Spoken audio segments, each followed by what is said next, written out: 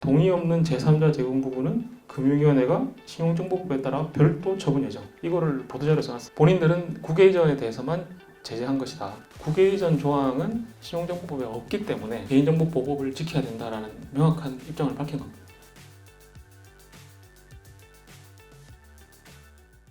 신용정보법을 자문하는 저도 힘들고 개보법과 신용법을 다 보고 계시는 이제 금융회사에 다니시는 분들도 되게 힘든 분야 중에 하나죠. 일반적으로는 이제 신용정보법은 신용정보에 관한 일반법입니다. 그래서 신용정보의 이용 및 보호에 관해서 다른 법률에 특별한 규정이 없으면 이제 신용정보법을 따른다. 이게 이제 법에 있는 말입니다. 어떻게 보면 당연한 얘기죠. 네, 당연한 얘기입니다. 그리고 신용정보법은 개보법과의 관계에서는 개인정보보호법의 특별법이다라고 되어 있습니다. 그래서 개인정보 보호에 관해서 특별한 규정이 있는 경우를 제외하고는 개인정보보호법에 따른다 이렇게 되어 있습니다. 근데 이게 이제 참 쉽지가 않아요. 어떤 법을 적용해야 되느냐에 대해서. 개인정보보호위원회는 이제 본인들이 이제 발간한 해설서에서 이제 이렇게 얘기를 하고 있습니다. 그래서 원칙이 뭐냐? 개별법의 목적 취지 전반을 고려해서 개인정보보호법의 적용을 배제할 의도가 분명하다라고 인정되는 경우, 이거나 개인정보보호법의 규정을 그대로 적용할 경우에 모순이 발생하거나 불합리한 상황이 발생한다. 이러한 경우에만 특별법이 우선 적용된다라는 겁니다. 그러면서 이제 신용정보의 범위를 넓게 해석하면은 상거래 정보는 신정법의 규율을 받아야 되는 결론에 도달하게 되고, 이렇게 되면 개인정보보호법이 일반법으로서의 지위가 사라진다. 그리고 오히려 신정법이 일반법이 된다. 아까 이제 상거래 정보 관련해서 말씀을 드렸죠. 그래서 상거래 정보는 통상적으로 개보법만 적용하는 거고, 신용정보 주체의 신용을 판단하는 경우에만 신용정보법을 우선 적용하는 것이 타당하다. 이게 이제 개보위의 입장입니다. 개보위 입장이고, 이제 금융위원회는 이제 이렇게 얘기하고 있습니다. 금융위원회는 이제 금융 분야 개인정보 보호 가이드라인 2016년 12월인가 나온 거거든요. 거의 10년 된 책인데, 이 당시에는 이제 행정자치부라고 만들었어요. 개인정보보호위원회를 만들지 않고. 이때는 어떻게 했느냐? 우리가 다루고 있는 법 정보가 개인신용정보다. 그러면 신용정보법을 우선 적용한다.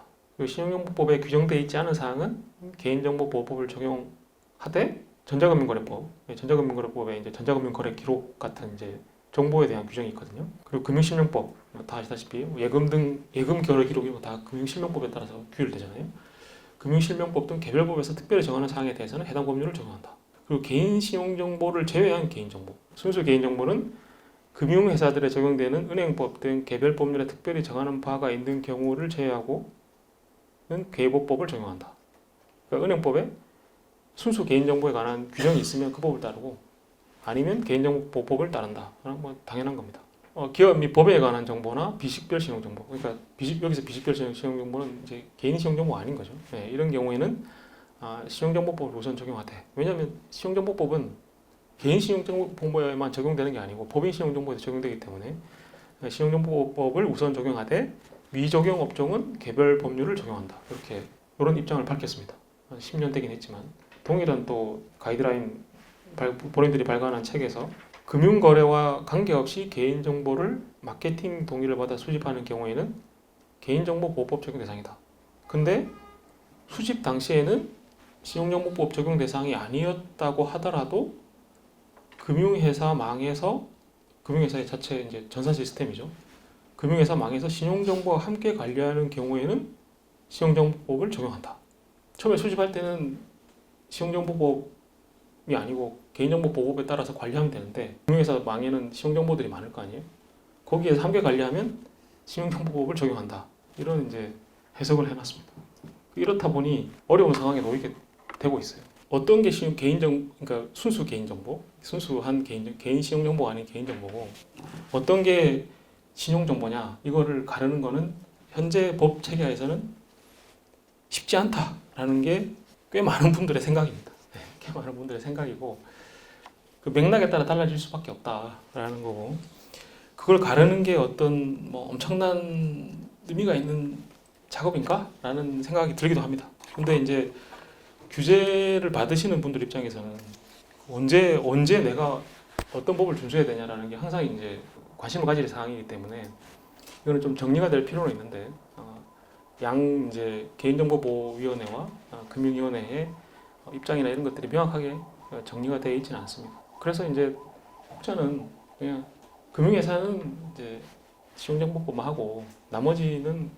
개인정보보호법으로 하자, 그러니까 기관 중심으로 규제하자, 뭐 이런 이제 입법론적인 주장을 하시는 분들도 있습니다. 근데 어쨌든 지금은 이렇게 이제 혼돈은 아니고 이제 약간 법 적용이 명확하지 않은 상황이긴 하다라는 거고. 그래서 이거에 대해서 이제 개인 정보냐 개인 신용 정보냐를 구분하기보다는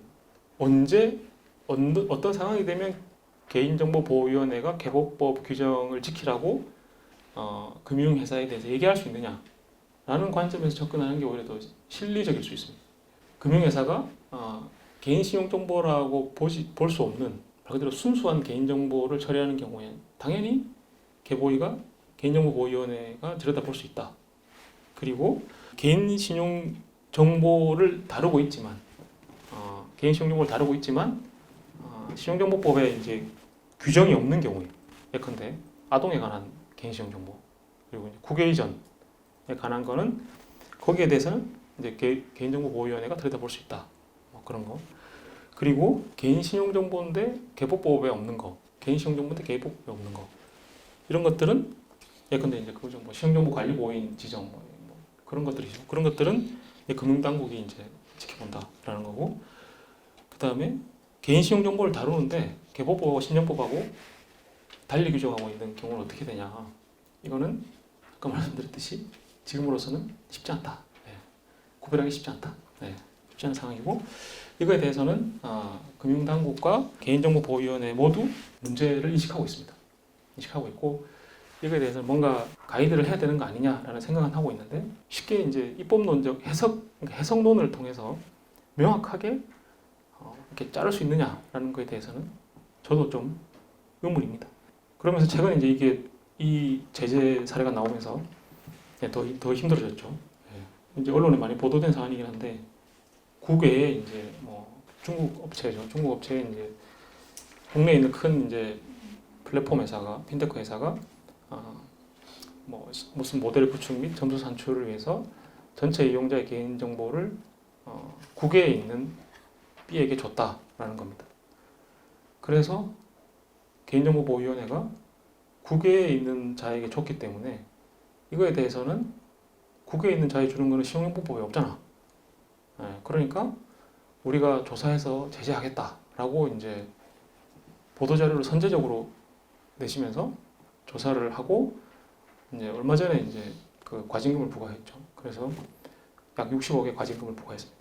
과징금의 부과 근거는 그 개인정보보호법에 있는 국외 이전에 관한 조항을 지키지 않았다라는 겁니다. 여기까지는 이해는 되는데 요 말 동의 없는 제3자 제공 부분은 금융위원회가 신용정보법에 따라 별도 처분 예정 이거를 보도자료에 써놨어요. 본인들은 국외 이전에 대해서만 제재한 것이다. 국외 이전 관련 규제를 준수하지 않은 것 그리고 동의 없는 제3자 제공 부분은 금융위원회가 신용정보법에 따라서 별도 제재한다. 그래서 이제 개보위는 국외 이전 조항은 신용정보법에 없기 때문에 개인정보보호법을 지켜야 된다라는 명확한 이제 입장을 밝힌 거고 이거에 대해서 해석론 입장에서는 신용정보법에도 제3자 제공에 관한 동의를 받는 조항이 있잖아요. 거기에서 제3자에 국외에 있는 제3자도 포함된다. 해석론적으로 국외 이전에 관한 내용이 없는 게 아니다라는 고 얘기하시는 분도 있습니다. 그렇지만 어쨌든 개보위가 제재를 했기 때문에 뭐 수범자 입장에서는 잘 준수해야 된다라는 상황입니다.